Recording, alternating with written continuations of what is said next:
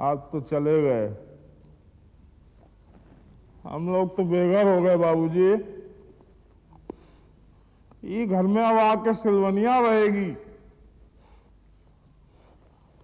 अरे पीत दान ले आ।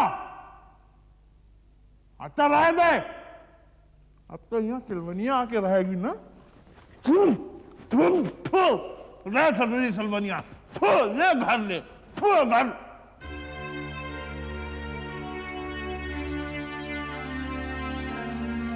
लोचन, ए लोचन। जी जी। इन लोगों को बोल दे कि हमें कचहरी का फैसला मिल गया है। अभी पिताजी अमाने हम यहाँ कोई तमाशा नहीं चाहते हैं। अभी हाथ जोड़ के इनके बोल दे कि चली जाए अभी यहाँ। We heard about your father. We're very sorry. But that's life. We have no control over it. अच्छा लगा इतने साल बाद आप इस घर में आई, लेकिन देखिए ये समय। I understand that we came to pay our respects. बातें क्या कर रहा है? निकाल दे कौन इनको बाहर? निकाल रहा हूँ ना। लोचन। अरे रानी जी आप कैसी हैं? आइए बैठिए। अम्मा तुम अंदर चलो, अभी भैया का पारा चढ़ेगा और फिर चिल्लम चिल्ली हो जाएगी। बस कर लोचन, बहुत हो गया। इस झगड़े ने तेरे पिताजी को खा लिया, अब और किस किस को जलते देखो इस घर के पीछे। रानी जी आप जब भी चाहें हम ये हवेली खाली करने के लिए तैयार हैं,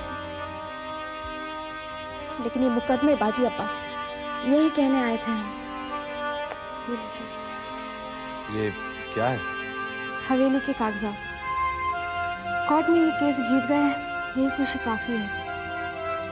वैसे भी ये हवेली बहुत बड़ी है हम दोनों के लिए, इसकी ज्यादा जरूरत आपको है। ये लीजिए।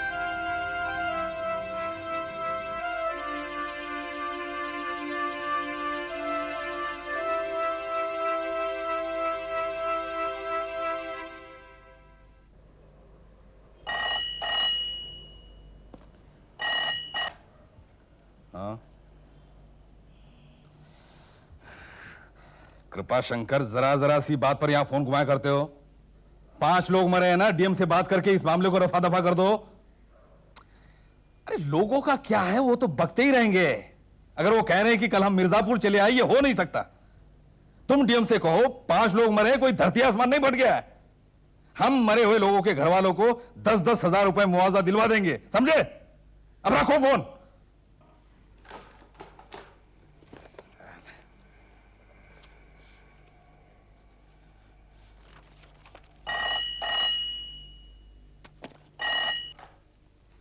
हेलो, कहां से बात कर रहे हो?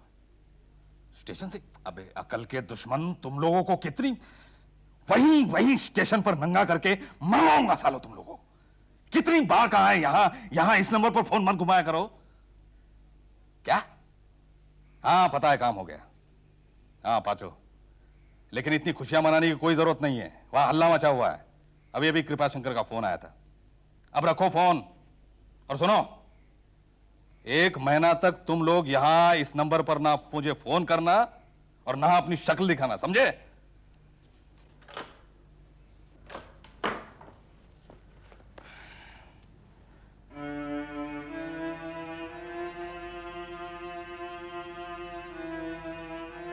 सुभद्रा, इस तरह मेरे सर पर खड़ी रहोगी तुम? जानती हो ना मुझसे इस तरह से काम नहीं होता।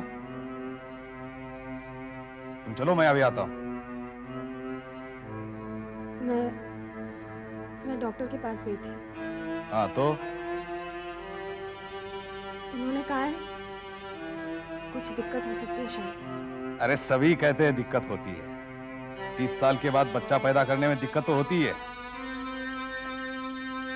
लेकिन तुम चिंता मत करो, हम उनसे बात करते हैं। आप क्या बात करेंगे? हम इसलिए बात करेंगे क्योंकि हमारी बातों का असर पड़ता है। इस मामले में आपकी बात का क्या असर पड़ेगा? ये कोई असेंबली में बिल पास कराने वाली बात है क्या?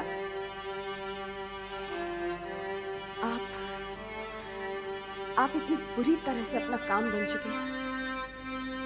मैं आपकी पत्नी हूं, आप मेरे पति हैं, आपका एक घर है, आपकी बाहर की दुनिया एक है, घर की एक है, लेकिन आप इन बातों में फर्क ही नहीं कर पाते हैं।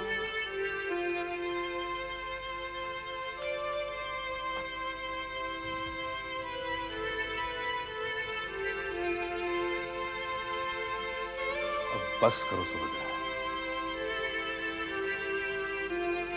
तुम समझती हो हमें बुरा नहीं लगता। अरे आदमी दिखाता थोड़ी है।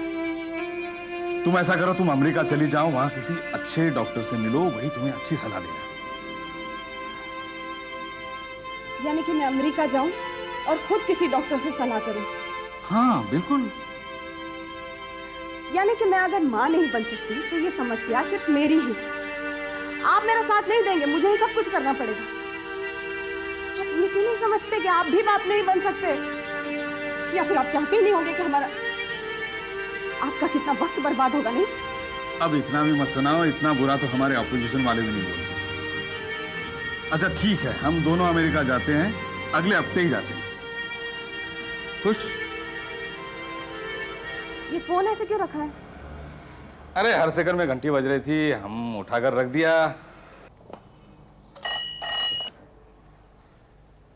हेलो, क्या? सुनो, अभी इसी वक्त कामराज जी को फोन लगाना।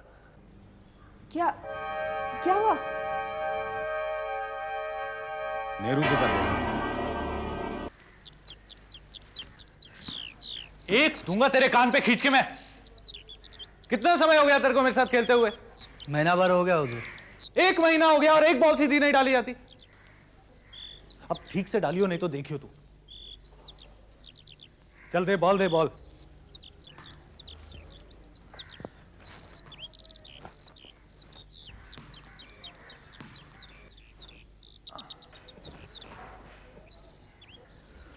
चल।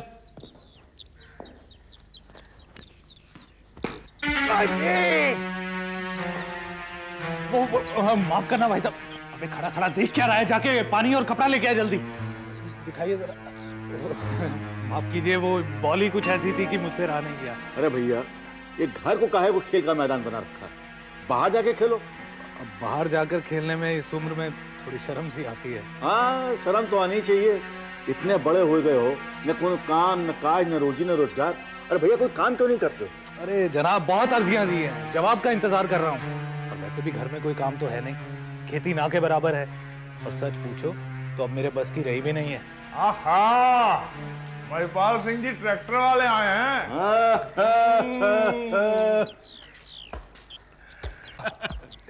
तब कैसे आना हुआ? अरे बस अपने यार से मिलने के लिए चले। ट्रैक्टर की एजेंसी कैसी चल रही है? अरे बहुत बढ़िया चल रही है, बहुत बढ़िया चल रही है। अब मैं उधर एक बात बताओ यार, तुमने इतनी जान पहचान है लखनऊ में, हैं? और घर में लड़का बेरोजगार बैठा हुआ है, इसको कोई कामकाज क्यों नहीं दिलवा देते? अरे कौन नौकरी देगा इस नालायक को? जिंदगी भर खेलने के सिवा कुछ किया साले ने? अरे भैया, तो कोशिश तो की जाती है ना। अरे छोड़ो यार, अर्जी दे रखी है नौकरी की, मिलनी होगी तो मिल जाएगी नौकरी। इस साल पक्का मिल जाएगी, देख लेना। होगा। और भैया सुनो, नालायक तो गुरु तुम भी कम नहीं हो। हाँ बोलो। लोचन, एक काम करो, तुम चलो हमारे साथ लखनऊ। हम तुमको वहाँ होम मिनिस्टर साहब से मिलवा देंगे, जबर सिंह जी से। अरे उनकी पत्नी अपनी भतीजी है। अरे किस चक्कर में पड़ गया महिपाल? हमें जाओ, इन बातों में कुछ नहीं रखा है, अपनी भतीजी है। अपन लोचन के लिए तो हम जबरदस्ती हक से काम ले सकते हैं उनसे। तो ऐसा करो, ले जाओ बटोर कर, तो तुम्हारे हिस्से का है। हाँ हाँ, हम ले जाएंगे, काम भी दिलवा देंगे, तुम देखते रहना।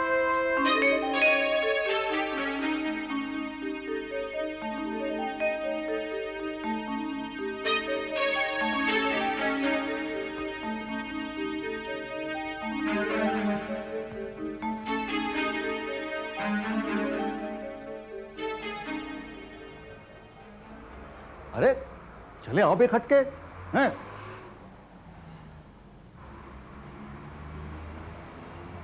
चाचा, मुझे लगता है घर पे कोई है नहीं, और वैसे भी मुझे ये घर लगे नहीं रहा। ऐसा लगता है चारों तरफ विधानसभा खुली हुई है। आओ का?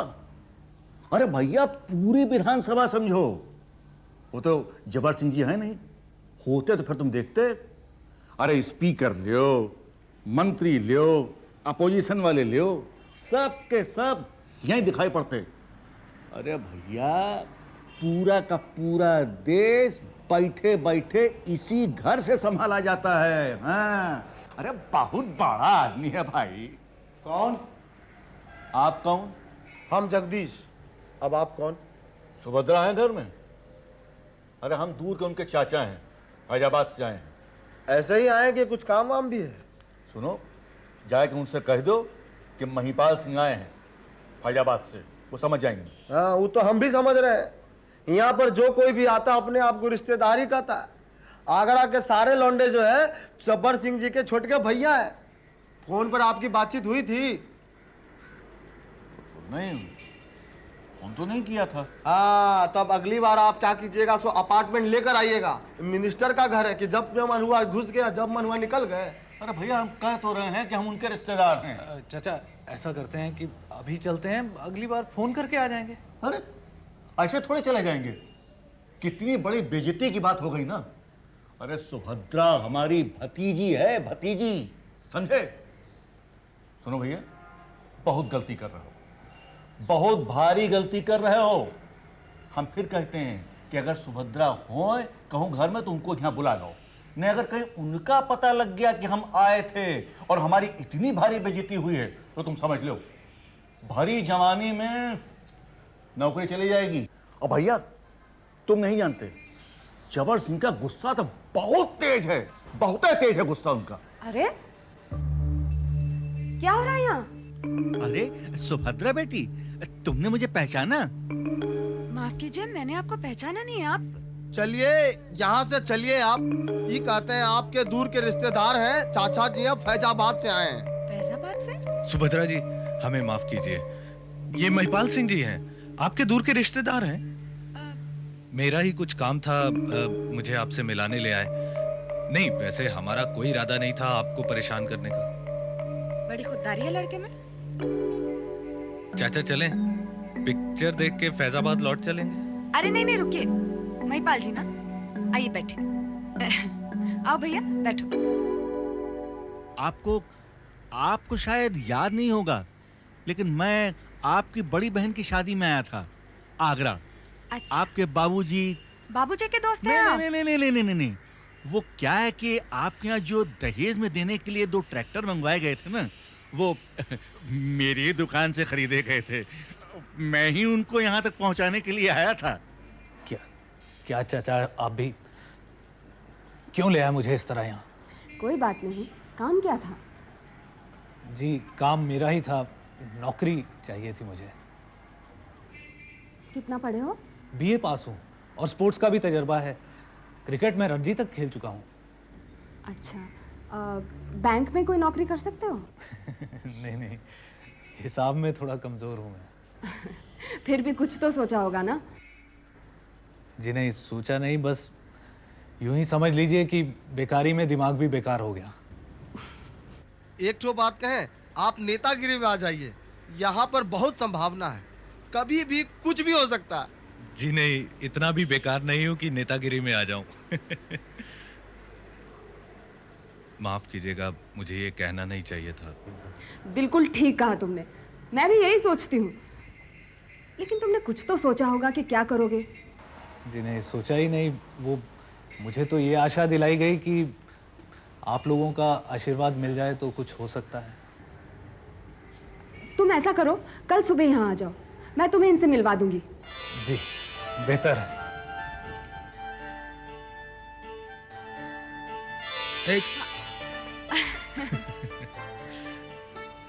पुलिस की नौकरी में जी लगेगा तुम्हारा? पुलिस? जी, पुलिस की नौकरी में तो अच्छा रहेगा। बहुत अच्छे। वैसे तुम क्या कह रहे थे? मैं अरे नहीं, हमारे यहाँ बहनों के पैर नहीं छूते।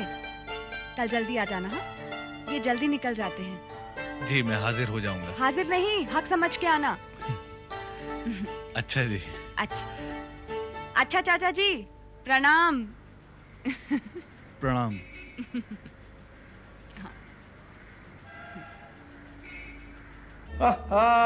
अरे कुंदन भी अभी हैं। ये सक्सेना साहब, आइए। अरे भाई, हम आटे चीनी का बिजनेस करने वाले, हम क्या जाने वो निराला और दिनकर को, और वो क्या कहते हैं प्रसाद जी। हाँ, जब माँ बाप ने स्कूल में भेजा तब तो आप गिट्टियां खेल रहे थे। यार आप लोगों की समझ में हिसाब किताब आ जाता है, हैरानी की बात। लेकिन ये भी हैरानी की बात है, आपके साले के पास कम से कम कविता लिखने का तो फन है, और पहली बार देखा है किसी बिजनेसमैन के बेटे के हाथ में दीवाने गालिब। अरे सुनाओ भाई सुनाओ, हम भी सुनने वालों में बुरे नहीं है, कुछ हो जाए। कैसी बात कर रहे हैं सक्सेना साहब आप? अरे क्या है, सुना दो क्या है। अरे सुनिए भाई, हमारे साले साहब कविता सुनाई। अब आप कहते हैं जीजा जी तो मैं कुछ हो जाए भाई। अरे यार इसको भी अभी जाना था। रुकिए परेशान मत होइए, मैं 1 मिनट में मोमबत्ती जला के लाता हूँ। नहीं आप रुकिए जीजा जी, मैं लाता हूँ मोमबत्ती।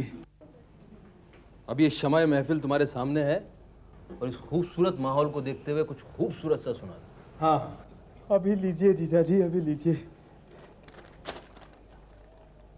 कविता का शीर्षक है अंत से शुरू। अंत से शुरू। हर अंत देता है शुरुआत एक नई कहानी को। वाह। हर अंत देता है शुरुआत एक नई कहानी को। पंछी जब छोड़ बसेरा उड़ जाते हैं दूर क्षितिज को छूने। पंछी जब छोड़ बसेरा उड़ जाते हैं दूर क्षितिज को छूने।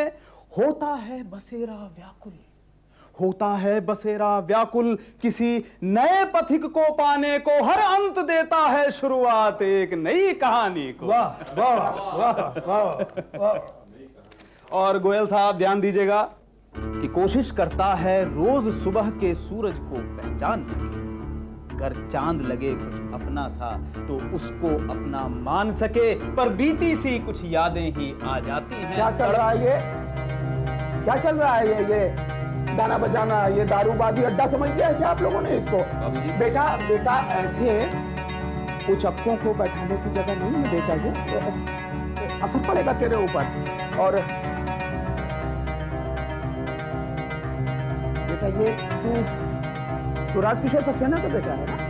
है बेटा, इसका बाप काला बाजारी के जुर्म में जेल गया। कहाँ है तेरा बाप? अभी भी अंदर बोलिया बिस्तर लगाए हुए है या घर आ गया है? बेटा ऐसे लोगों के बीच रहेगा तो तेरे ऊपर असर पड़ेगा। और आप लोगों का क्या है, कोई ठिकाना नहीं है क्या? कभी इसके घर कभी उसके घर। चलिए यहाँ से निकलिए, अरे रात हो जाएगी, जाना मुश्किल हो जाएगा। चलिए चलिए चलिए।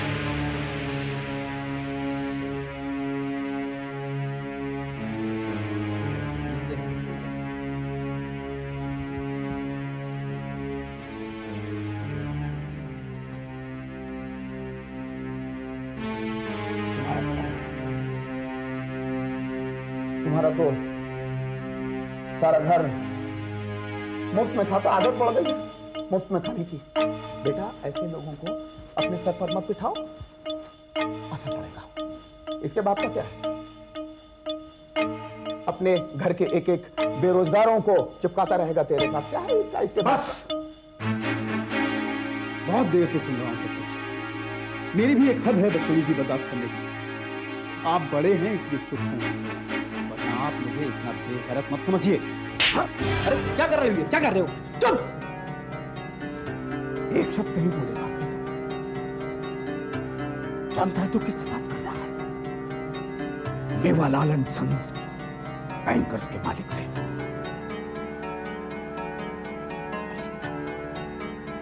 पूरा ठाकुर द्वारा बनवा दिया था हमने पप्पा के लिए। राधे का नाम मत लो, राधे का नाम मत लो। चुप रहो, अपने मुंह से एक शब्द मत निकालो। इतने लोगों के सामने इज्जत का बुरकस निकाल के चैन नहीं आया? अभी लड़के मुंह लग रहे हो। अभी मार देगा उठा के थप्पड़, क्या रहेगी तुम्हारी इज्जत? सारी जिंदगी माँ ने झेला, अब हमारे झेलने की बारी है। खुद पागल हो गए, हमको ही पागल करोगे तुम। माँ के रहते जैबुन भाई के पास रंगरेलियां माना थे, वो ठीक था। 4 लोग शराफत से बैठे कविता पाठ कर रहे हैं, तुम्हें तकलीफ हो रही है।